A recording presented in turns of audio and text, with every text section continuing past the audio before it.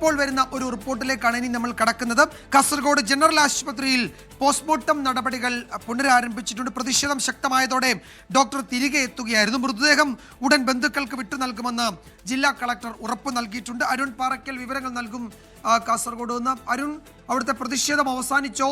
എന്തൊക്കെ തുടർ നടപടികൾ ഉണ്ടാകും ഈ വിഷയത്തിൽ? വിജയകുമാർ, നിലവിൽ പ്രതിഷേധം അവസാനിച്ചിട്ടുണ്ട്. 7 മണിയോടുകൂടിയാണ് ഈ പ്രതിഷേധം ആരംഭിച്ചത്. മധൂർ ശിരിബാഗിലൂർ സ്വദേശി ചെന്നിയപ്പയുടെ മൃതദേഹം 8 മണിക്കൂറായി മൊർച്ചറിയിൽ കിടക്കുന്നു എന്ന് പറഞ്ഞായിരുന്നു ഈ പ്രതിഷേധമൊക്കെ ഉണ്ടായത്. ഇപ്പോൾ ഇതാ ഡോക്ടർ തിരിച്ചെത്തിയിരിക്കുന്നു.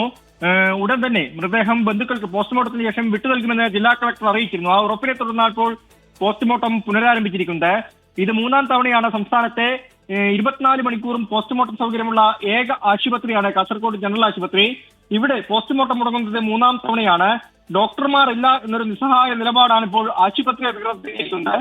സൂപ്രണ്ടും DM ഒക്കെ ഇക്കാര്യം സൂചിപ്പിക്കുന്നുണ്ട്. പക്ഷേ എന്തുകൊണ്ടാണ് ഈ നിയമനം നടക്കാത്തതെന്ന് പ്രതിഷേധക്കാർ ചോദിക്കുന്നുണ്ട്. എന്തായാലും ഇപ്പോൾ അതിന്റെ ഒരു താൽക്കാലിക പരിഹാരമായിരിക്കുന്നു. ഡോക്ടർ തിരിച്ചെത്തി പോസ്റ്റ്മോർട്ടം നടപടികൾ ആരംഭിച്ചിട്ടുണ്ട്.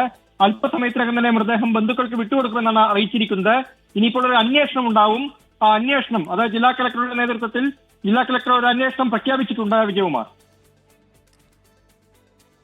അരുൺ, ഇത് ഒരു താൽക്കാലിക പരിഹാരം മാത്രമല്ലേ? പോയ ഡോക്ടർ തിരികെ വന്നു എന്നത് അടിസ്ഥാനപരമായി അവിടെ ഡോക്ടർമാരെ നിയമിക്കുന്നില്ല എന്ന പ്രശ്നം നിലനിൽക്കുന്നുണ്ടല്ലോ. അതിനെന്തെങ്കിലും ഒരു പരിഹാരം, അതിന് സാധ്യത എന്തെങ്കിലും ഉണ്ടോ ഈ പ്രതിഷേധത്തിനും ഈ ഇടപെടലിനും ഒക്കെ പിന്നാലെ? വിജയകുമാർ, ഈ ഡോക്ടർമാരെ നിയമിക്കുന്നതുമായി ബന്ധപ്പെട്ട് അവർ അതായത് ഡോക്ടർമാരുടെ ഒരു പട്ടിക അവർ നൽകിയെന്നാണ് നേരത്തെ DM ഉൾപ്പെടെ സൂചിപ്പിക്കുന്നത്. ഈ ഡോക്ടർമാരാണ് 24 മണിക്കൂറും പോസ്റ്റ്മോർട്ടം സൗകര്യമുള്ള ആശുപത്രിയിൽ പോസ്റ്റ്മോർട്ടത്തിനായി വേണ്ടത്. പക്ഷേ ഇപ്പോൾ നിലവിൽ ഒരാൾ മാത്രമാണുള്ളത്. 2 ആഴ്ച മുൻപും ഇതേ സമാനമായ രീതിയിലുള്ള പരാതി ഉണ്ടായിരുന്നു. അന്ന് DM സൂപ്രണ്ടും ഉൾപ്പെടെ പറഞ്ഞത് 2 പേരുണ്ടായിരുന്നു. അദ്ദേഹം സ്ഥലമായി പോയി എന്നാണ്. പകരം നിയമനം നടക്കുന്നില്ല. പകരം നിയമനത്തിന് വേണ്ടിയുള്ള ശുപാർശയൊക്കെ തന്നെ ഇവിടെ നിന്ന് DM ഉൾപ്പെടെയുള്ള ആളുകൾ ആരോഗ്യമന്ത്രിക്ക് കൈമാറിയിട്ടുണ്ട്. പക്ഷേ അതിനൊരു നടപടിയും ഉണ്ടാവുന്നില്ല എന്നായിരുന്നു ഇവരുടെ ഒരു പരാതി ഉണ്ടായിരുന്നത്.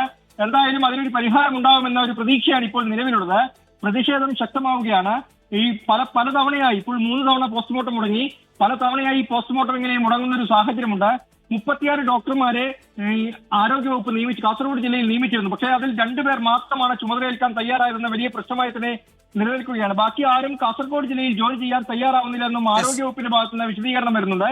എന്തായാലും അതിലൊക്കെ തന്നെ ഒരു അന്വേഷണം നടക്കും, വിശദമായ അന്വേഷണം നടക്കും. അതിൽ ആരെങ്കിലും ഇത്തരത്തിൽ പാളിച്ചകൾ ഉണ്ടായെങ്കിൽ, ജോലിയിൽ പാളിച്ചകൾ ഉണ്ടായിട്ടുണ്ടെങ്കിൽ അവർക്കെതിരെ നടപടി സ്വീകരിക്കുമെന്നും അറിയിച്ചിട്ടുണ്ട്. വിജയകുമാർ. അരുൺ പാറക്കിലാണ് വിവരങ്ങൾ നൽകിയത് കാസർഗോഡ് നിന്ന്.